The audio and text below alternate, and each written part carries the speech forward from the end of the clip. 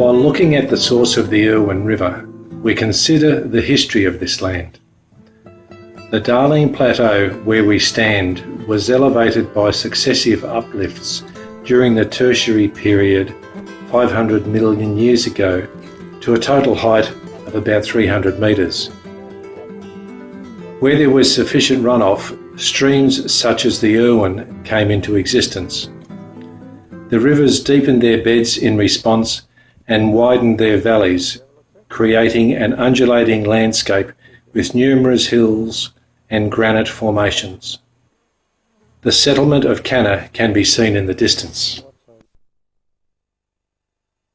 As we look at the sun setting over this ancient land, we will make a journey of 150 kilometres and look at the fauna and flora along this river as it winds its way to the Indian Ocean at Dongra. We begin the day with sunrise 300 metres above sea level. Most people who come here are surprised to learn how high this area really is. The sky here is clear most of the time, and the sunrise and sunsets are spectacular. The natural draining systems end up in the clay pans and the numerous salt lakes in the catchment areas. This eventually forms the Irwin River.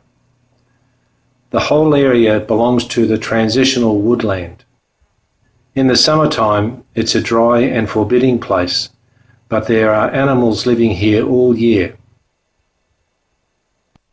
Around the edge of the salt lakes, the main vegetation is saltbush. The imprints in the dry bed of the lake have been made by emus that roam around this area. Emus are common all year round and are sometimes in plague numbers. We have to remember, of course, that this was their domain before the people arrived. The name emu comes from the Portuguese word ema, meaning crane, which was applied to large ostrich-like birds. This large flightless bird is a nomadic wanderer in most parts of Australia. The birds form pairs in December and January, and couples remain together for about 5 months, keeping within a certain area, but often walking long distances and sometimes driving other emus away. Their diet consists mainly of flowers and seeds of shrubs. They eat insects when they are available during the grasshopper plagues. Emus can keep food in their gut for a considerable period of time. In these semi-arid areas, emus do not breed until they are more than 2 years old. When the processional caterpillars show up, it's time for the hen to lay her clutch in May or June. Immediately afterwards, she leaves the nest area and shows no more interest in the eggs. She may simply wander off or join a group of migrating non-breeding birds. Meanwhile, the male incubates the eggs and sits on them for 56 days without food or drink. The emu is looking very thin by that time that the eggs hatch. When one of the eggs rolls away from the others, the father emu faces the dilemma over whether it would be easier to roll it back towards the others or roll the 10 eggs towards the one stray. After a few minutes, the decision is made. The beak goes down to roll the one egg back. Having his long, spindly legs in the way makes this task so difficult. When the eggs have hatched, the male leads the chicks around and broods them beneath his feathers at night. This period of parental care may last up to 18 months in this environment. We are looking at the dry clay pan in summer. While waiting for the rain to come, we are going to look at some of the inhabitants of this dry land at this time of the year. This contrasting country supports a lot of animals even in the harshest year. We will come back to the clay pan later on.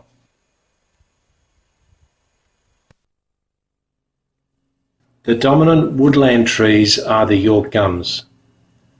In this uncleared area of original vegetation, you can see the York gums above the rest of the vegetation.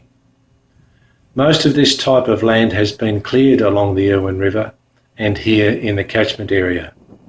In this area there is a rich diversity of plants. Later on we'll look at some of the vegetation. Skinks in Australia form a fascinating group. They are perhaps the most familiar lizards. The more bizarre in their appearance is the shingleback, also known as the stumpy, bobtail or sleepy lizard. The shingleback is widely distributed across the inland areas and is very common here. The shingleback moves very slowly and cannot capture any form of food that is active except by accident. Its diet consists mainly of herbage, roots, seedlings, and any blossoms or fruits that it can find. If an attacker comes within reach, the lizard may give it a firm bite, but its teeth are blunt and a bite would not normally break human skin. In this catchment area, there exists some of the most diverse reptiles in Australia. The western blue-tongued lizard is powerfully built, except that its legs and feet are ludicrously small compared with its thick body, large head and fat tail. It will eat almost any form of vegetable matter, including fruit. The relatively uncommon western blue-tongued lizard, with its coloration, is much more marked, consisting of a pale, grey-coloured body with well-defined dark brown or almost black encircling bands.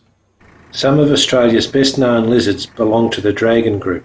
The dragon lizard form is one of the biggest family of lizards and are common here. As we view the dry, hot conditions that regularly occur at this time of the year, we look at plants which appear dead. In actual fact, the plants are dormant. The dry-looking leaves have been retained by the plants until the first rain comes, when all the plants will turn green again. They contrast with European trees, which lose their leaves in midwinter and look dead, then return to life in the spring, covering with rich new growth. The good winter rains come in May. Sometimes they start in June. This is when the Irwin River starts to flow. It fills all the small water holes that are scattered around this country. It renews the water in the soaks and starts things moving. For the galahs, it's a time to enjoy themselves. The birds use the rain to clean themselves and show off. Soon the birds join in big flocks and get ready for the breeding season. After the flocks split up, galahs pair off and begin breeding. Galahs are the most common bird in inland areas, mainly because of the farming of grain, which provides them with food. Before farming, the population of these birds was not as big and was controlled by the availability of food and water. The runoff goes down to the lower valleys and to the clay pans and salt lakes. Most of the water runs north to the lakes and turns west later on. It will take a while before the clay pans and lakes have enough water for the first of the water birds to arrive and start the breeding season. Most of the birds prefer the clay pans for breeding because the water is brackish and not as salty as in the salt lakes. Some will use both.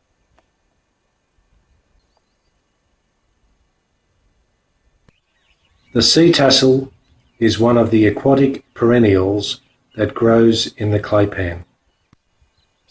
Grey teal are one of the regular comers to the clay pan to breed. The water is still very low and the birds will wait until the water level is high enough for breeding to start. The grey teal is not a particularly striking bird, with plumage in shades of grey-brown. The duck is typical of dabbling ducks. Nest sites are variable and may be in a tree hollow or a slight depression in the ground in long grass. The clutch size varies from 6 to 14. The mountain ducks also arrive for breeding. The trees that grow around the clay pan are used for nesting sites. While the female is incubating the eggs, the male establishes a separate territory where the young will be reared and defends it against other mountain ducks. There has to be a certain amount of water in the clay pan for them to start breeding, because the young ducklings have to be able to fly before the water dries up. In some years there is not enough rain, so the birds do not breed here. The little falcon is sitting on a dead tree overlooking its hunting territory, which in this case is the claypan. The falcon is common, and you can see the bird with no difficulty. The little falcon, or the Australian hobby, is the smaller edition of the peregrine falcon. In both species, the females are at the larger end of the scale. With pictures of the Irwin River starting to flow, we're on the way towards the coast. The flow of water is small, but sometimes it can be a torrent, depending on the rainfall in this catchment area. The water drains very quickly because it starts at 300 metres above sea level. Floods are uncommon, and when they do occur, they disperse very quickly. On the way, we pass a number of granite outcrops. A prominent outcrop of red-brown granite can be seen in this undulating landscape. In this area, there is evidence of human activity in the past. It may have been an area for rituals or initiation. Most of the stone arrangements are clearly defined into lines of fragmented stone joined by a semicircle or loop. The granite needle in itself is of particular interest. After rain, small puddles appear everywhere. Waterholes are also filling up, especially around the granite outcrop. Here are some big waterholes which provide ideal condition for lots of wildlife activity at night. While the moon is rising over the country, we go to look at one of these places. For some animals, these conditions present an opportunity that does not come along very often. The shoemaker and goldfields bullfrogs are a moderate-sized, stout, short-legged burrowing frog. The frogs remain in their burrows until the wet season. They require at least 20 or more millimetres of rain to soften the hard ground. They then leave the underground burrows and start breeding immediately. This breeding frenzy occurs because the water is available for only a short period. The frogs are a summer breeder, and the eggs are laid in static water like we see here in the claypans. The tadpole stage takes about 40 days. The name shoemaker resembles the sound of a small hammer repairing a shoe, hence the name shoemaker frog. At the same time, the winged termites are also out and about to give the frogs plenty to eat. Being watched by the two eyes of a young tawny frogmouth. At dusk, the tawny frogmouth becomes active. It's a silent hunter. Like many birds that feed on the ground, tawny frogmouths sit on a vantage point, scanning the ground and flying down at the sight of any movement. Many people think it is an owl, but that's not quite true. It belongs to the owlet nightjar family. The large eyes and narrower, hooked bill give it more an owl-like appearance. During the day, the tawny frogmouth sits quietly perched on branches. They never retire to dark hollows, as do many owls. In order to use their mottled plumage to give maximum camouflage, they stretch their bodies either upwards or obliquely and remain absolutely motionless. In such poses, their likeness to a dead branch is quite remarkable. Generally, the eyes are reduced to mere slits.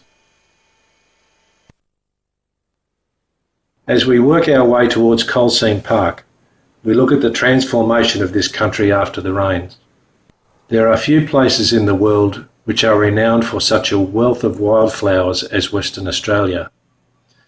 The splendour of colour and the diversity of tint and shade have made this flora world famous. During the Western Australian winter and spring, this striking natural phenomenon provides an unparalleled display. This family, the Compositae, is one of the largest of all flowering plants. 242 species can be claimed as native to Western Australia.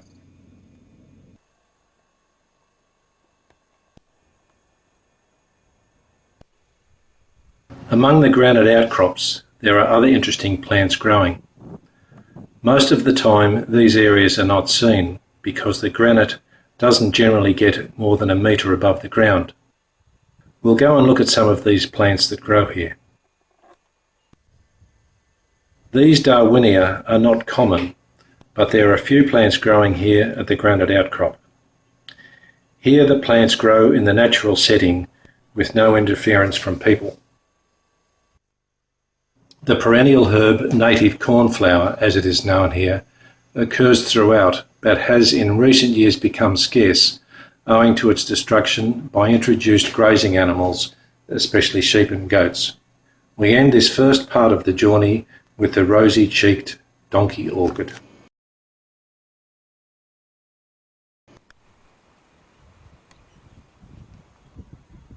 As we enjoy the view of the Irwin River, we'll take a moment to reflect on this old river's history. Broadly speaking, the marine fauna at Coal Seam Park on the Irwin River is located in the lower Permian, and it is thought that the fauna existed some 265 to 270 million years ago. Also, the Indian Ocean as we know it today didn't exist. The Irwin River provided favourable conditions that sustained an abundance of diverse marine life. In the Pleistocene period, 1.6 million to about 20,000 years ago, some very large animals lived around the rivers Irwin and Grenff, the Grenff being a little further north. Today in the Irwin River system, only a small number of native mammals live, like the modern echidna, kangaroos, bats, mice and rats. During the late Pleistocene period, nearly all marsupials had a larger body mass than their modern descendants. Many researchers believe that certain animals of the larger species did not become extinct at all, but simply became smaller as climatic conditions changed. During the winter rains here, the soil is carpeted with ephemeral everlastings. The pom-poms, mostly yellow, are tall this year because of the good rains. In a bad year, the flower stems are a lot shorter. Through the bushes we can see the male splendid wren against a background of wildflowers. We can see his magnificent full breeding plumage on display.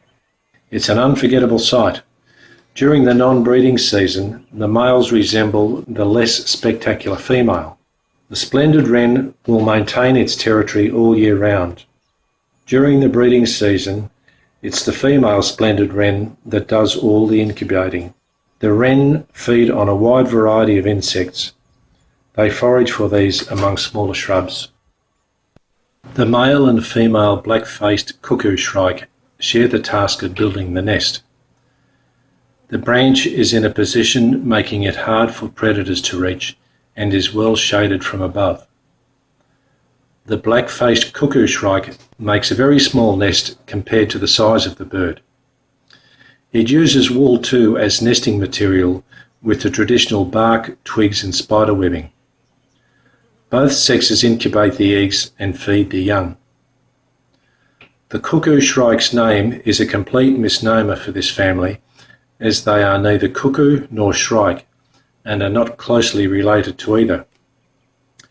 Many resemble the cuckoo since the main plumage is grey and there are often conspicuous stripes, but there is no pattern of laying eggs in other birds' nests. The flight of the black-faced cuckoo shrike is undulating with alternate flapping and gliding. The tree martin is a common bird along the Irwin River. It makes its nest in natural holes in trees. They sometimes form colonies of up to 100 birds. The tree martin belongs to a worldwide group of birds that feed solely on flying insects. As there is plentiful food available throughout the year, these birds do not need to migrate. Galahs are among the most beautiful birds in the world, but they are such a common sight in Australia that their beauty is often taken for granted or may not even be noticed.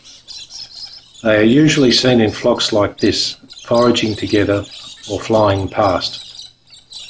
Just before the breeding season begins, you can see the flocks flying over the Irwin.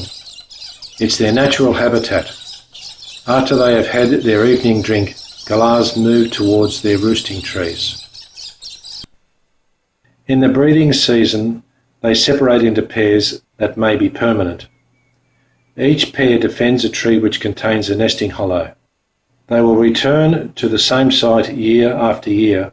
Often several nests occur quite close together in a clump of trees. As spring approaches, the galahs spend more time around the nest, with both sexes preparing the nest with a lining of eucalyptus leaves. Most nests have an area that has been made conspicuous by the removal of bark. This bark has been removed by the galahs, especially the male. The young galahs do not breed until they are 3 or 4 years old. The female lays between 2 and 6 eggs on the prepared green leafy twigs. Both male and female take turns in incubating the eggs, and later they take turns in feeding the chicks. After 6 to 7 weeks, a young galah leaves the nest. They can fly almost as efficiently as their parents. After a young galah leaves the tree hollow, the parents will continue support for a few more weeks until it can fend for itself. The young will persist in this habit as long as the parents tolerate it. Many young galahs die in the early summer while they are learning to live on their own. Only about 10% of fledglings survive to breed. When these young birds do reach adulthood, they generally live for many years. They spend their first 2 or 3 years in flocks of immature birds. The Port Lincoln parrots are conspicuous and inquisitive birds. When disturbed, they fly to a nearby tree. In this case, we can see it in a mallee tree. These birds are commonly seen in areas along the river. The Port Lincoln parrot is often mistaken for a 28 parrot, even among Aboriginal people. The 28 parrots are larger and have green abdomens, not yellow like the Port Lincoln parrots. The bird call of the 28 is also different, and they live further south from here. There is great activity at the start of the breeding season. They breed from August to February, and the courting male chatters constantly in front of the female, with his tail fanned and moving quickly from side to side. These parrots do not make a nest like the galahs, but put the egg straight on the base without any gum leaves. The parrots feed on the ground or among the branches of the trees and shrubs. The birds inspect every hole or hollow in branches of living or dead eucalypt trees. Once a breeding pair have selected a nest site, they defend it vigorously against other parrots. Inside the tree hollow with the nestlings, normally 4 eggs are laid.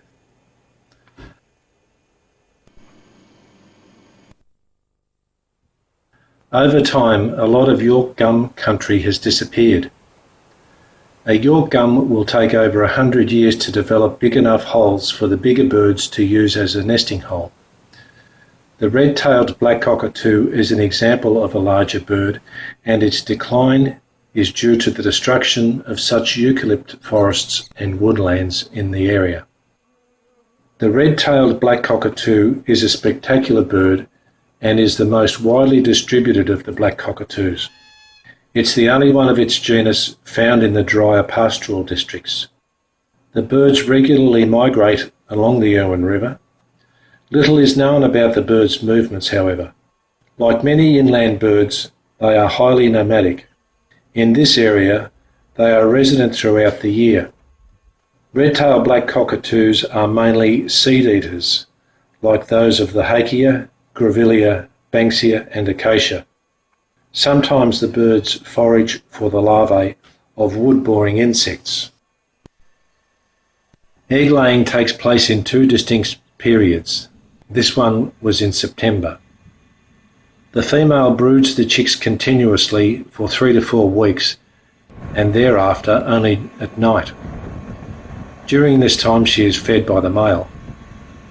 Because of its size, brilliant tail pattern and far-carrying cries, it is an easy bird to spot, but it is wary and hard to approach closely. The cockatoos are found in pairs like you see here. Also family groups or small parties made up of several families. The female plumage generally is brown-black with many yellow speckles on the head, neck and shoulders. Feathers on the underpart edged with yellow-orange, giving it a barred look. The undertail coverts are edged with red-orange. The male plumage is black and has a broad band of bright red near the end of its tail, except for the two central tail feathers, which are black. The male red-tailed cockatoo was the first Australian parrot to be illustrated by Sidney Parkinson, Joseph Banks draftsman on the Endeavour. The female was later sketched in 1770. The nestlings resemble the adult female. However, as the immature males get older, they progressively lose more of the yellow speckles and tail barring until their 4th year they molt into the adult male plumage. This hollow is 20 centimetres in diameter in an old dead York gum. The nestlings are mostly ready to leave the nest. It's now the beginning of January. It's been 4 months since the female laid her eggs in the tree hollow. Now the new member of the family will join them soon and roam the Irwin River from the catchment to the Indian Ocean like the red-tailed black cockatoo has done for hundreds or thousands of years. So long as there are old trees available for them to nest in, the birds will breed, so we and the next generations can see this magnificent bird in all its splendour. Today the Lockyer River is only a trickle, but it can be a torrent when a big storm or the tail end of a cyclone crosses this area. This river runs into the Irwin River and is also part of the ancient river system elevated by successive uplifts during the Tertian period. Along the river and catchment areas, the acacia is well represented. Here we see some in flower. There are 350 species of Mimosacea in Western Australia, more than half the number occurring throughout the world, although these wattles are not particular to Australia. The Irwin catchment has a bewildering assortment of forms. The families of the Proteaceae are common along the river and the surrounding countryside.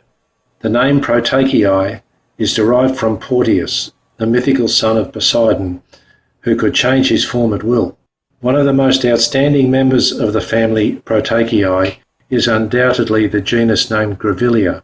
With the exception of a few in New Caledonia, these are confined to Australia and most of them in this state. The name Grevillea is after the 18th century friend of botanists C. H. Greville.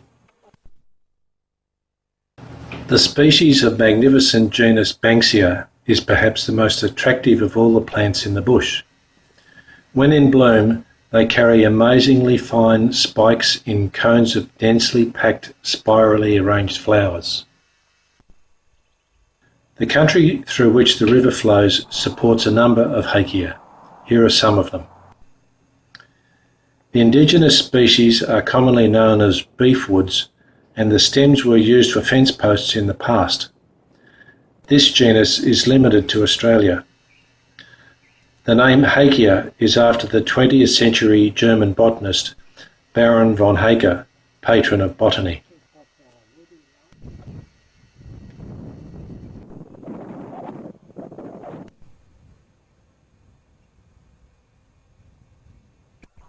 The last of the family of Proteaceae is the sandplain pear. It has narrow, entire leaves and silver-grey fruit. This species produces cream flowers in December through to February. We are now some 25 kilometres from the end of the river Irwin and looking at the country where the Christmas tree is growing. This exceptional tree perpetuates the name of Peter Newts, who was the chief passenger on the Gilt Zeepad, which visited these shores in 1627. The Christmas tree is one of the most spectacular of all mistletoes. The tree grows to a height of 20 metres or more, and in midsummer, around Christmas time, it's ablaze in brilliant orange-gold blossom. The trunks attain a great size, especially in girth, but the wood is very soft and fibrous, and thus the tree is unsafe for climbing. It's widely thought that if the flowers were picked, bad luck would follow. Possibly this piece of folklore was learned from the local Aborigines who regarded it as a sacred tree.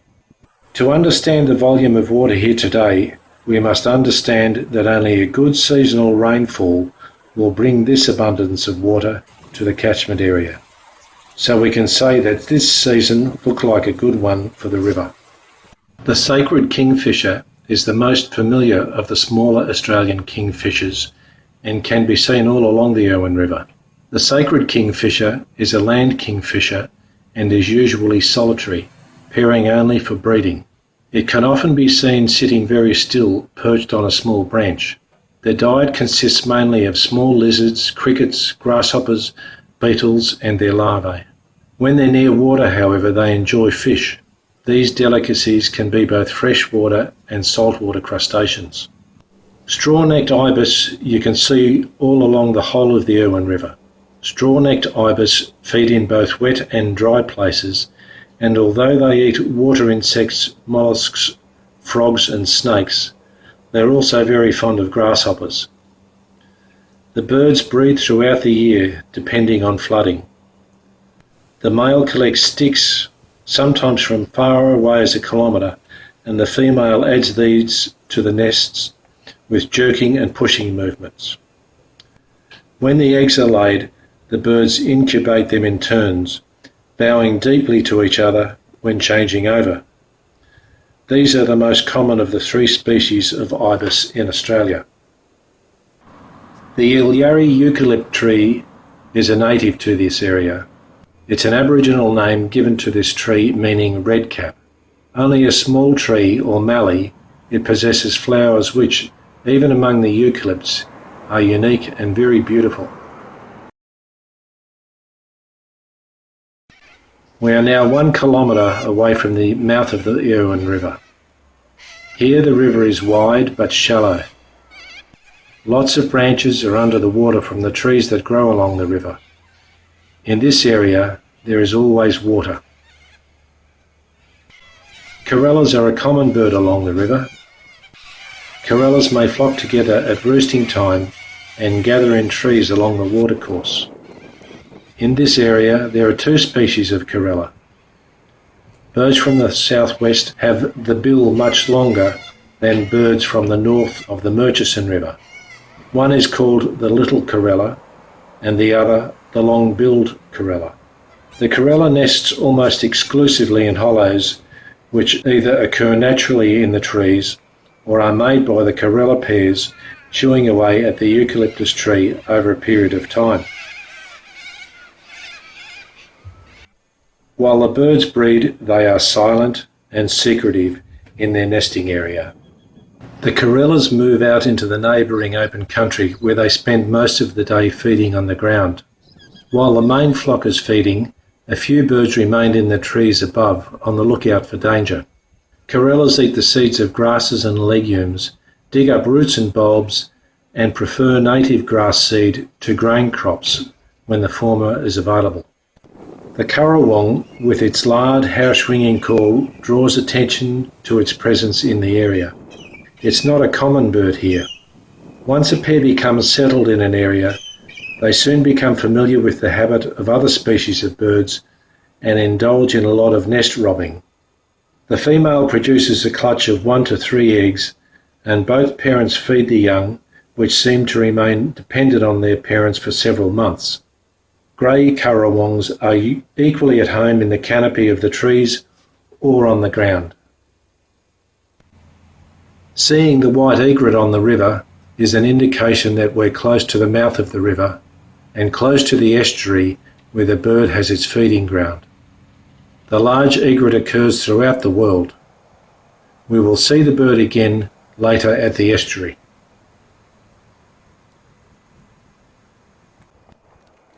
This is the mouth of the Irwin River. We can see the river coming in from the country. First we look at the river from the south and then towards the west, the way the river flows. The sandbank is closing the mouth of the river at the moment. Almost any body of water in Australia, large or small, marine or fresh, is likely to have a population of little pied cormorants. Like other cormorants, the little pied cormorant is adapted to hunting prey underwater, where it swims with both feet together. At the surface, it swims with alternate leg movements. The bird does not have the orange-yellow spot in front of its eyes like the pied cormorant. The little black cormorants are more common in inland waters than in estuaries like this. The birds feed on fish, and often a flock is seen working together to round up a school of fish. They perch on dead trees, boats and rafts. The bill of the little black cormorant is long and flattened. This bird can be distinguished from the black cormorant not only because of its smaller size, but also its black face. The little black cormorant breeds throughout the year, depending on food supply. The friendly and attractive small wader, the red-capped dotterel, is common over much of its range. I've seen this small beachcomber at the salt lakes and clay pans where we began this film. The birds also nest there. Red-capped dotterels eat various invertebrates, including insects, worms and mollusks. The Pacific gull is a solitary bird. Here it breeds on the islands of the west coast of Australia. It is moderately common between Carnarvon in WA and Sydney. It's a large bird and eats small fish and squid caught at sea, and small intertidal animals such as crabs and mollusks. They also eat the eggs and young of various birds. The Pacific gulls feed along reefs and shorelines and will sometimes dive for food, plunging from the air into the water and completely submerging in pursuit of its prey. They breed in colonies, and their nests may consist of a scrape in the ground or neat nests of grass, sticks and seaweed. Adult Pacific gulls seem to be sedentary, but younger birds have been recorded travelling long distances. The western species breeds along the coast from Shark Bay to Gulf St Vincent in Kangaroo Island off the coast of South Australia. Two crested terns at the mouth of the river. The last 5 birds we have seen were all near the mouth of the river. The estuary is created by the closing of the river mouth, and the closing of the mouth is created by the waves of the Indian Ocean. It is a process repeated continuously over very long periods. The mouth opens only if there is enough rain and runoff in the catchment areas. The estuary is a fertile place for all sorts of creatures and a great place for fish to breed and water plants to grow. The common jolly-tail fish is probably the most widespread of the family of Galaxidae. Their parents migrated downstream in autumn to spawn in estuary margins. Eggs were deposited amongst the vegetation on the edges of the estuary. Here the eggs remain until springtide, which follows a full or new moon. Then they hatch. Most adult jolly-tail fish die after spawning. Frogs are common, and there are a number of species in the river and here in the estuary. This could be the shoemaker or western bell frog, a common frog in this area. There is widespread concern about the fact that many populations of frogs are declining. It's been well known for some time that frogs, particularly their spawn and tadpoles, are extremely sensitive to a wide variety of chemicals. We're now looking at some of the birds that use the estuary. First is the Australian pelican. The pelican is the bird that uses the estuary only if there is enough water build-up.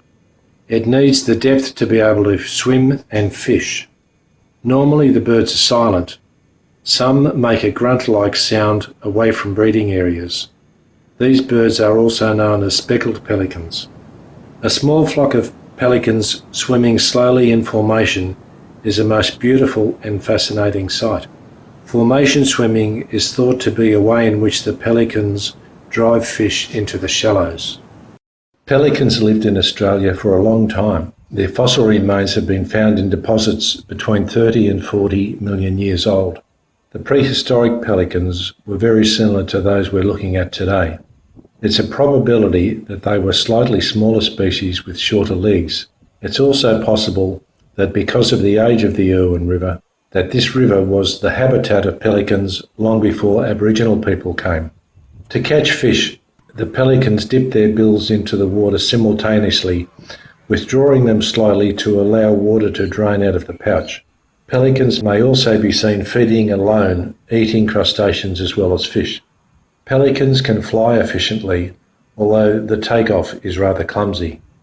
They hold their heads back in flight and may soar in thermal air currents to a height of 3,000 metres. The birds fly right up to the catchment area where we commenced our filming. As long as there is sufficient rain or good water levels, the pelican will breed at any time of the year. The nests are usually in dense colonies on islands or occasionally on bushes above or near water. Each year between September and February, black swans molt, becoming flightless, and at this time they often gather on open lakes. They eat water plants and may graze on pastures if these are near water. It's not a common bird at the estuary, but it's also a bird that can be seen in the catchment areas of the river during the rainy season. Swans don't rush into long-term relationships. The male has a deeper voice than the female, and its call lasts longer. Black ducks are a permanent resident of the estuary, but are rarely seen in the upper parts of the catchment areas. I have seen them only once in 30 years on the clay pan where we began our story. At the estuary, there are no big flocks.